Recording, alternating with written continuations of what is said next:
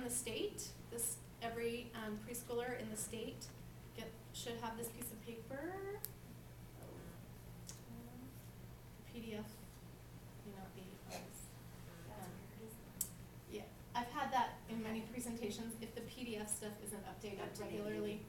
So homework, you guys can go and look. But we have that in English and in Spanish. Ready Set School is a local preparing for kindergarten website. Reading Rockets, oh my gosh, this is like the best place to go and find great books. You can find topics A to Z, and it'll recommend great books for age group, boy, girl, whatever. It's just a fabulous site. And there's so much here that I now only have a half hour left to show you, but I absolutely encourage you all to go through. Preparing for school, playing it safe, safety information. You know, one of the things when I was preparing, what to do if a tooth is knocked out. It just doesn't even occur to me to think about teeth and dental. And I just was signing my daughter up for camp, sleepaway camp, and they were like, who's the dentist and the orthodontist? That is just things that you have to always be thinking of as a parent and a teacher and a caretaker. Even dental, really important things to be thinking of at all times. Nutrition, again, we're trying to, I forgot to bring, if you are interested, and I have to take that off. Little Bites, Big Steps, we have access to this great nutrition program that is not there. But the My Pyramid, you know, they've redone the pyramid and it is not working. Okay, here's one that's working. This, I think, is just somebody's blog for little kids. Super cute that we put on here. And I heard somebody talking about dairy products in kids. You might find some great information on this site. Obviously not the first two that I need to, if somebody could just write that down actually, nutrition and the first two, and hand it to me after, that would be great so I can remember to talk to my web designer and get those off. Health and fitness, again, really important information to share with parents and as educators. We've got Elmo giving why you should fight the flu. Where's his little video? I don't think this is Elmo, but the CDC, just lots of great information. Hey kids, there are things you can do to stay safe from the flu. Wash your hands with soap and water long enough to sing the happy birthday song twice, or use an alcohol-based hand cleaner. Cough or sneeze into a tissue, or use your elbow or shoulder. Not. So sometimes just having it in media is just fun, and can add a little different touch to your classroom. And I don't know why Elmo's not there either. Anyway, lots of great things. Immunizations. I never know when my kid is supposed to be immunized, so these are really important things for parents and even for teachers and daycares to make sure that they're on top of. So STEM, really UEN is making a big investment in science, technology, engineering, and math education. So we've got lots of great things on this website for teachers and parents to do. I think, so my son is pretty precocious, and I told him he wants a science lab in his room. And I was like, there's no way, you have to have your room clean for a whole year. Well, then I can back off because you can easy put a cute little science lab in your house, in your kid's room, all right here, just lots of great fun things. And you don't have to be that big bad parent or big bad teacher. Lots of great things. You know, kids just love to do all these great experiments. I think preschool is the best time to discover science. Kids are so inquisitive and so excited. So lots of great resources here for adults for STEM education. Just for kids shows you just some other really great websites. Just for kids. And then one of our newest additions to this website is something that I'm very proud of, and UEN has a whole new focus. We are focusing on apps families. I was just talking to somebody earlier about research that shows how young children in low-income families are gaining access to the internet, and more they're gaining internet access from cell phones or smartphones. Many low-income families, if they have internet at home, they're choosing to pay it on their cell phone, or they go to the library to access internet, but it's becoming less and less common that kids are having access to the internet on a desktop at home. So we've really provided parents and teachers. Also, if you've got a lab, I know there was a kindergarten teacher in Salt Lake that got a technology award, and they chose for kindergarten to do centers. Each center once a week or twice a week was going to have iPads. Well, all of the stuff on Preschool Pioneer is Flash. Almost every game you're going to see is Flash. You need Flash, and I don't know if they changed it with the new iPad, but iPads don't support Flash. So we've added this amazing site where you can go through and see, and we've done it by sections, really amazing apps that are appropriate for preschool age kids. And I have to tell you, the research that I'm quoting and talking about comes mostly from PBS.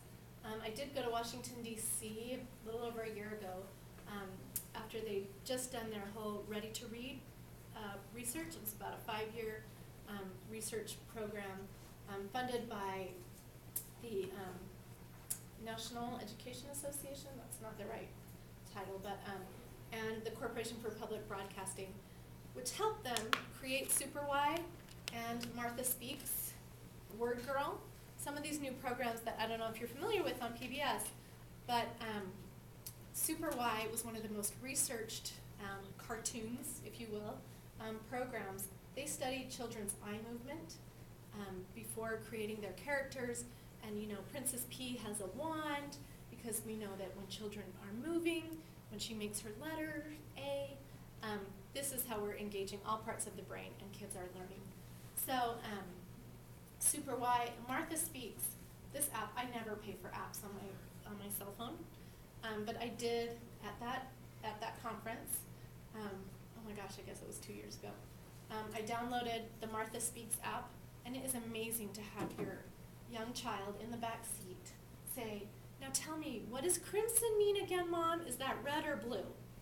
Like a 4-year-old asking, "What does crimson mean again?" Just amazing, absolutely amazing. And that's one of the things that we know that it gets kids reading is when they have a larger vocabulary. And that's one of the big things behind PBS's this research was really increasing vocabulary for children, mostly in low-income families, where a lot of it is just directive language. Yes, no, get up, you know, just commands. But when children are engaged with more interactive and open-ended questions, it leads to bigger vocabulary. And we know that increases reading. So, I mean, just gazillions of apps that we, okay, maybe not, but that we love, and we are encouraging families and teachers and providing just another resource, and we update that regularly. So that's one I'm really, really proud of. Something else that you may really enjoy is the Early Childhood Professional. In here, we do have lots of research. If you do not already get the National Institute for Early Education research updates, I highly recommend going there, and almost every Friday I get new research in my email that comes from NEAR, and it's just great stuff. Also, UEN, you're all welcome to take UEN classes online and learning how to use technology in the classroom. Department of Workforce Services will show you all sorts of different resources for gaining, what do you call them, CEUs. And then over here we have lots of different blogs. And I'll come back to PEEP in a minute, but PEEP in the Big Wide World, I don't know if if you're familiar. It's hard to tell with an audience that you all seem very young to me, but many of you have been working for a while, and I know you've been taking lots of classes, so I don't know, and you may have children or siblings who are watching some of these programs, or at the library. That's where a lot of families are encountering a lot of these programs and books. So lots of blogs that I think are fun to follow. And then somewhere I get really lost in the New York Times articles about preschool. Lots of other research, PBS research, and I think this is Newsweek. Newsweek used to be on there, it might be off now, but lots of great stuff for you to learn. And then this is Head Start website, the U.S. Department of Health and Human Services. If you have children in your classroom that are American Indian descent or dual language learners, these are just fabulous websites with lots of great resources in helping make the classroom better. You can also make sure that parents are aware of these websites so that we're supporting our kids from every avenue. Alrighty, that is the grown-up stuff. Now the fun stuff for kids. So I try not to call them games, but they are games. I try to call them interactives. And we've divided all of these great things for kids to do on the computer into letters. And I'm going to show you this really fun. If you have a smart board in your classroom, this one is just fabulous for engaging kids. A, B, C, D, watermelon.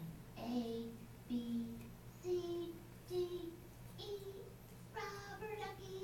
The whole class will break out not right. laughing. I was doing What letter comes after E? I was doing a presentation to a bilingual group, and there were kids running around, and nobody was paying attention to me, and I got this far in my presentation. I was moving pretty quickly, and the minute I clicked on this, it was quiet, and the kids were engaged, the parents were engaged, and what I like about this is the repetition and the learning that can happen. X, W, You F. just scroll over, and it's not negative. X. If you, Let's see if you're right. it's not punishing, and there's no big if you're wrong. E, X. That's not it. I think it should be F. Can you find F? And again, scrolling over, not W, negative. F. Just, I just think it's a fabulous resource. All of these are really, this is where we've done a lot of the vetting, to not have, will somebody else write Duck's alphabet? Whoever wrote down nutrition that I needed two things, gotta fix Duck's alphabet too.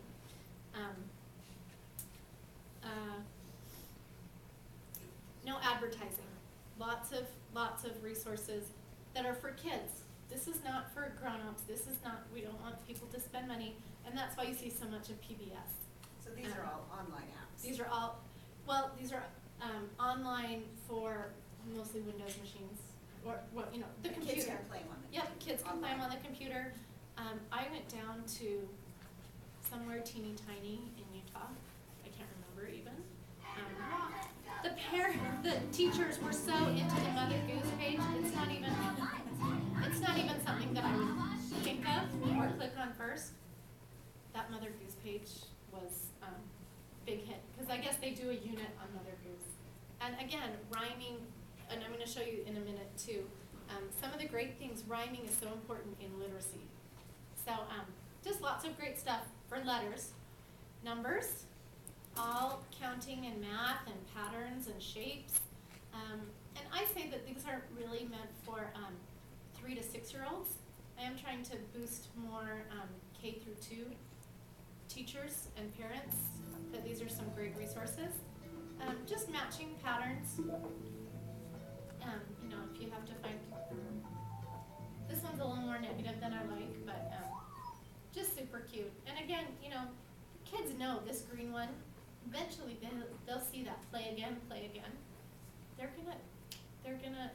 Kids are so smart. That's one of the things that blows me away, is that how smart kids are. But the fact that they don't. It just doesn't say go, or it says play again. I think that's really important, that we're using that language, and kids are seeing words all the time. So numbers, me, these are more social skills. Let's make a calendar is one of my favorites, and I'll tell you about that in a minute. But lots and lots of great, if you are working in a preschool and you don't know about Skippy John Jones, do you all know about Skippy John Jones? Oh my gosh, I have Skippy John Jones memorized, and when I saw that there was an interactive, I told our director that I absolutely had to have Skippy John Jones on